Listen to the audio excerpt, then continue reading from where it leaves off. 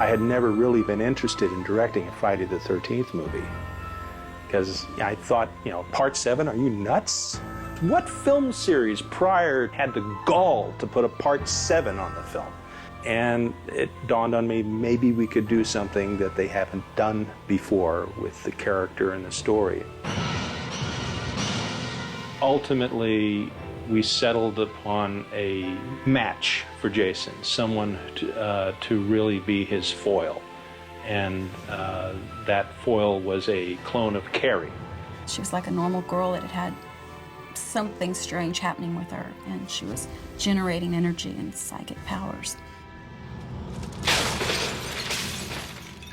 She immediately had a grasp of the character. She had the sensitivity, and I felt like a real bastard making her cry all the time. Really, the psychics I met with were trying to teach me not to make her psychic ability what you've seen in movies. It's not, this crazy body shaking thing. It's just a thought will come into your head, and you'll react to it. And it's not necessarily the big, fake, psychic-looking stuff we had seen in movies. And that's what I wanted to come across. She was like a normal girl that had something strange happening with her. Acting through a ton of rubber and a hockey mask ain't easy. So I really wanted to get somebody who could give us some new guts, some new blood, and that was Kane. John Buechler and I have done quite a few things together. He's one of those guys that I really enjoy working with, and just a very creative guy and secure enough in his abilities that he listens to my input. I wanted to put every scar, every slash, every nick that he had had from all the previous movies. Just the amazing feeling of putting that whole thing on with the mask. It really was surreal when I was on the set for the first couple days. I really couldn't believe I was there.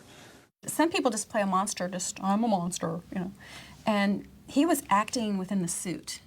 You could really see his eyes, they were really creepy.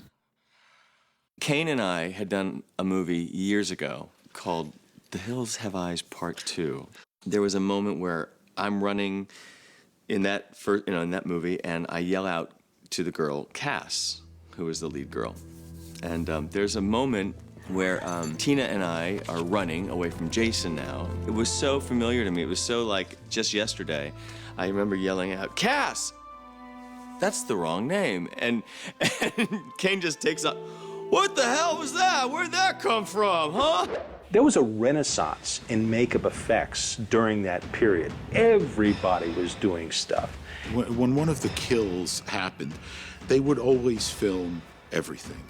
If it's a knife, you'd film the knife going in, the knife coming out, the blood squirting, the person, every little detail. So there are these scenes or parts of scenes that at one time existed that are far gorier and more graphic than exist in the finished film. They were removed by the MPAA. We'd get, an X rating, and you'd get notes on what was wrong.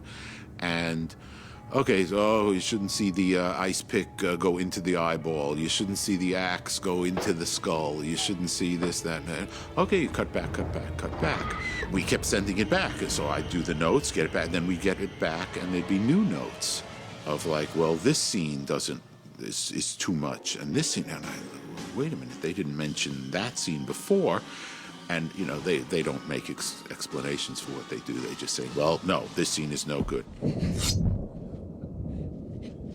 My first death was a fabulous death that John Buechler had conceptualized, and it was very gory and graphic. And, of course, that gave the movie an X rating. It's kind of disappointing because it's really reduced to, leaving it to your imagination. Makeup effects people do so much good work, and it never makes the movie sometimes. We built a mechanical head with collapsible understructure that was plumbed with all kinds of hoses and gore. where Kane could actually squeeze the head down to the size of a walnut. Blood was spouting out like a Sam Peckinpah movie. It was gorgeous. I thought for sure I'd be able to keep that in because it was so over the top. It was almost funny.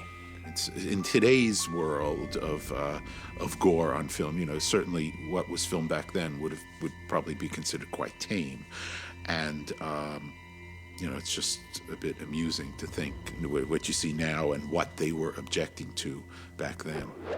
One of the things that's missing in the movie that I wanted initially, but ultimately was never allowed to do, when Lar is driving the car, she is supposed to have sort of a clairvoyant flash of her mother's death.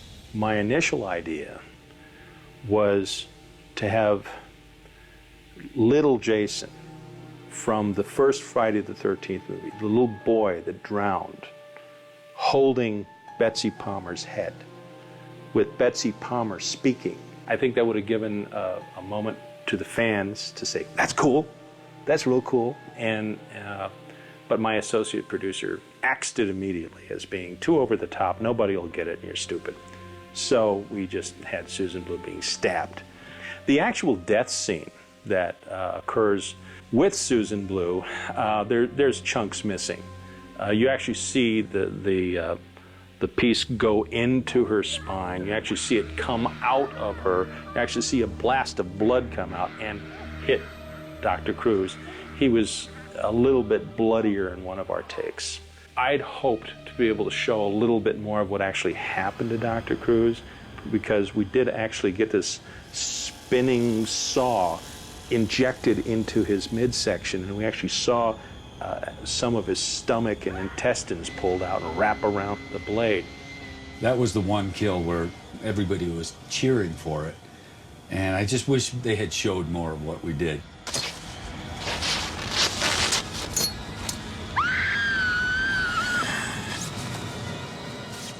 Now, the sleeping bag wasn't so much of a gore makeup. It was more of a violent thing. It is a popular kill. It happens to be my favorite kill that I've ever performed as Jason, because with the originality and creativity of it. And I had to rely really on Kane to pick up several gallons of blood and bash it against a tree that had little tiny razor blades in it so that it would spatter a bit.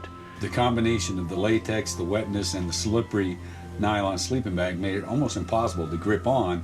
It was just so hard to do that I started getting pissed off during the take. I swung it a couple times. I felt like I was losing my balance, and the thing was slipping out of my hands.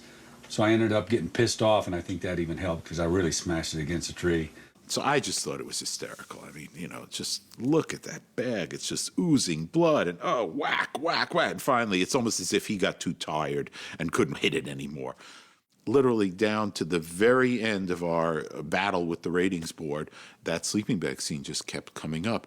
It occurs to me that the most effective cut of the sleeping bag was just the one hard hit and the throwdown. The way my character originally died, we filmed that in Alabama, and what they did was they made a fake chest for me to wear underneath that T-shirt, and apparently in the dailies, when he hit me with the machete, the whole torso kind of shifted, and they said it was really obvious that it was fake and it didn't look good, but we didn't know this till we got back to L.A. It's like, he's killed people with machetes a billion times. We need to come up with something that's a little bit more interesting. And that's why I like collaborating with Kane. He says, let's throw her through a window. And then we came back here, and we went back to that house that they originally shot number 4 in Topanga Canyon. And we reshot the way it is in the movie now over there. And then, of all things, they hired a stunt man. They put a wig on this guy, a red wig, and they put an exact duplicate of my top on him. But, you know, he had these shaved, giant, muscular legs as he was falling out the window.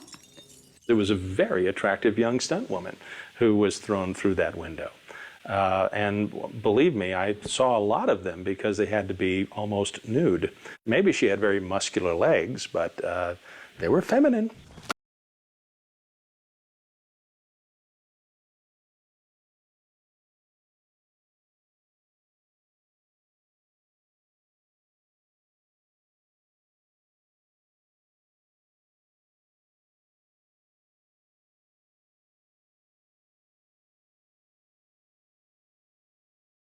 and a new one of mine faded right up. It's a tough one because I didn't want to go too close because I would have felt that I was invading his turf. So I'd really tried to keep it true to myself, but that it wouldn't be jarring for the listener.